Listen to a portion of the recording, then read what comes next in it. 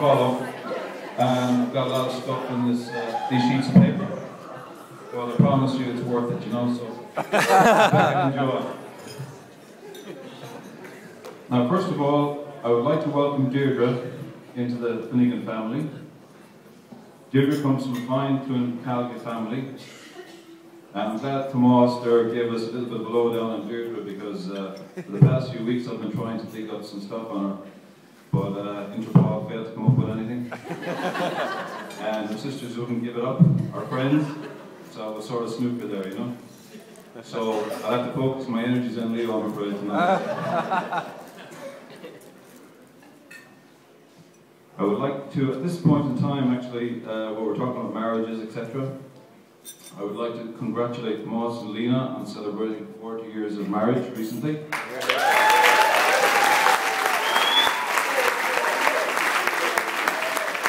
Yeah.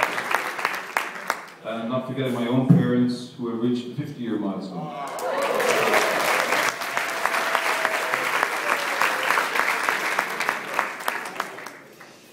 I am honoured and privileged to act as Leo's best man on one of the biggest days of his and Deirdre's lives.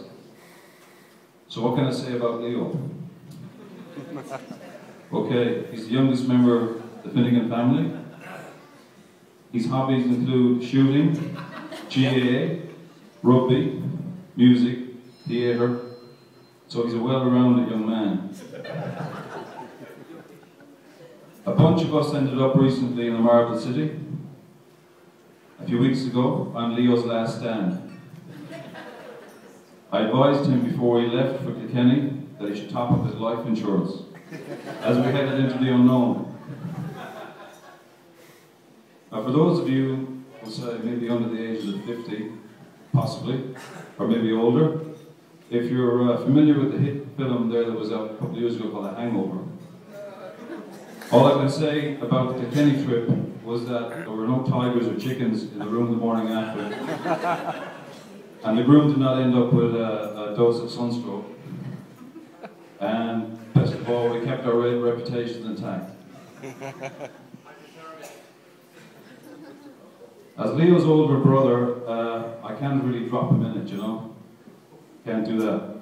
But what I would like to do is to hand over to John Mannion, who's a boyhood and lifelong friend of Leo's, ever since their first days at Corkery National School. John would like to say a few words on behalf of himself and Leo's closest friends. So I'd like to ask John to come up. Don't let him So it's over to you, John.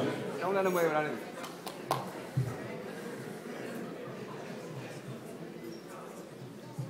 Thank you, Barry. Dropped the English again. Okay, good afternoon everyone. I have to say, I can remember this guy when he was an acorn. Okay, as Barry said, we started out primary school, Corkery National School together at 3 years of age. As you can probably see, the aging process is being kinder to him than it has to me. But he has always been a great friend. And of course, you know what the song says, together we climbed hills and trees, skinned our hearts and skinned our knees. But his father, Paddy, was our teacher then, who taught us our ABCs. And Paddy, I've been waiting a long time to tell you this, but all those times when I got those maths questions wrong, and those Irish questions wrong, those geography questions wrong, I can give you, there's one reason for there's one answer, Leo. He was some messer, I can tell you, in the desk beside me. Every time you turn your back for that map of Ireland, telling us all about the different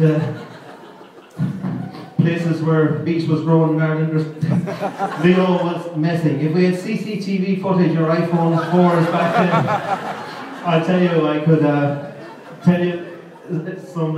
Jerry down there also was with us. Jerry Finnegan, his first cousin, was in that class, and Deirdre was behind us, but they'd all remember Leo as being a right boy. And I always remember Pearl used to make some, in his lunchbox, she'd have these nice homemade buns for him, that she'd be tucking into.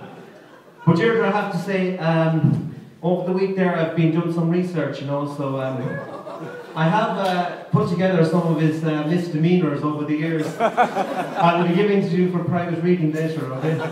But actually, I was going to put them up on Facebook or Twitter or one of those things, but I realised that I'm probably involved in quite a few of them myself, so I think I'll just give them to read privately, okay? But you know, Leo today, he's joining a fine, as we say, a fine footballing family, Galway football family, the Collorans, All-Ireland winning medalists and everything. But I'll have to say, Colin Colleran, if you're going out for a kickabout, you should take this guy with you.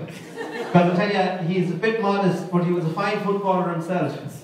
He was in the only Montpellier Mylock under 14, himself and Porrick actually, under 14 team to win the league and the championship in the same year. It hasn't been done since for Montpellier Mylock. Yes. And Mahon Riley, Tomas O'Loughlin and Porrick Finnegan, I think are the triumvirate.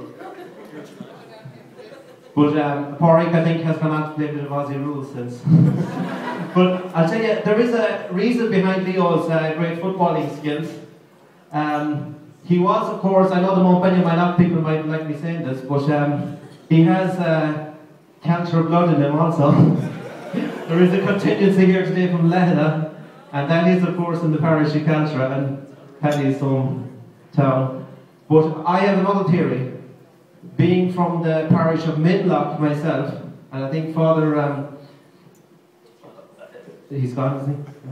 Oh no, sorry. Father Mitchell here was also from the parish of Minlock, would agree with me that when we started off in Corrigan National School, we started playing our football in Keely's Field.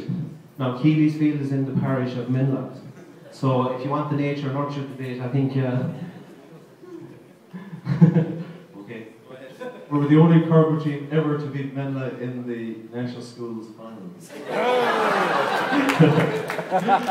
Okay. So anyway, Deirdre, just to tell you a few things. Back the years, we used to have a Thursday night little entourage into Galway. Now I know your dad was saying you're sporting yourself, so I'd always like to get Leo in to play a little bit of maybe soccer or basketball first with some friends of mine on the way into Galway, and then we'd head on into Galway for the night, for a Thursday night little speciality. Now, for a lot of people who know Leo in the insurance business, they probably think he's quite, you know, he's quite serious when he's in his business and all that. But when you get Leo out in the town sometimes, he has a little saying which says, "Come on, guys, let's." Well, he usually said to me, "Come on, Johnny, if the party is good," he'd say, "Let's push on till dawn." So, a couple of times we have to admit, now we're not huge party animals, but we did push on till dawn. But Deirdre, there was a girl that I got to know. And actually, there was a couple of girls we used to meet on the Thursday night. One was from Cork, one was from County Meath. Her name was Katie, and the other was from Galway. So we used to, somehow or another, always seem to bump into these girls. So I kind of liked Katie a little bit.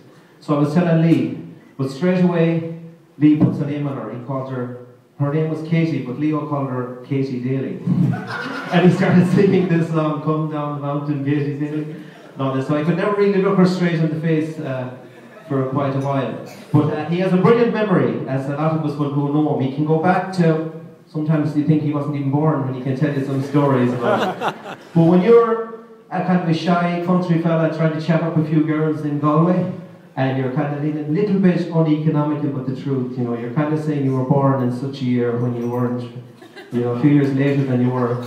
And then Leo comes along and he starts telling her about stuff that happened way back then. She's kind of looking at you going, what's this guy about? But I must say, I have to say that over the years, you know, there's been a lot written about friendship, and I'm sure Shakespeare and all the great writers have written about friendship, and you can read about a lot of stuff and all of this, but I have actually experienced it firsthand from my friend here. I have to say, he often called up to our house in Fairhill. My father, the Lord have mercy on him now, he was a great man for telling stories about years back. You know, he loved talking about landlords and stuff like this, but Leo was always very patient. He'd heard the same story 50 times over, but he'd still listen to it again with New Year's, you know. He was a very great friend And you know, he's always been there. We've been to Cork, New York, Dundalk, Gortahork, Panamadi together. And we even went to, myself and Justin Chamberlain, we went to California once to visit my cousins for a month. We had a great time out there. We were trying to track down Yosemite Park. I was calling it Yosemite. And we were trying to find Rodeo Drive instead of Rodeo Drive. And we got pulled in by the police as well. Excuse me, sir, you turning a left indicator when you should be turning right? Can you explain yourself? Leo said, please don't get out of the car, you're not in Ireland now, they're going to shoot you if you hop out, you know. But, no, we've had a good few entourage together, and we've had some great times as well. Frankie, his cousin, had a boat down in Carrigan-Shannon, and we used to head down there for weekends. And there's another boat down there that goes out late at night, it's called the Moon River. You should try it out. It's great old fun. I don't know if they've got insurance now for the stuff that goes on overnight, but we've had some brilliant nights out. It comes back in at about 4 o'clock in the morning, you know. But speaking of pushing on till dawn, I remember one time we were down at Finnegan's and we had pushed on till dawn a few times. So Paddy was beginning to wonder where these guys were coming back, you know. So we were leaving Finnegan's house that night, and Paddy was having his pipe and smoking away, and he says, by the way, Leo, what time will you be back? Leo said, we should be back before sundown. Paddy said, are you sure you don't mean sunrise?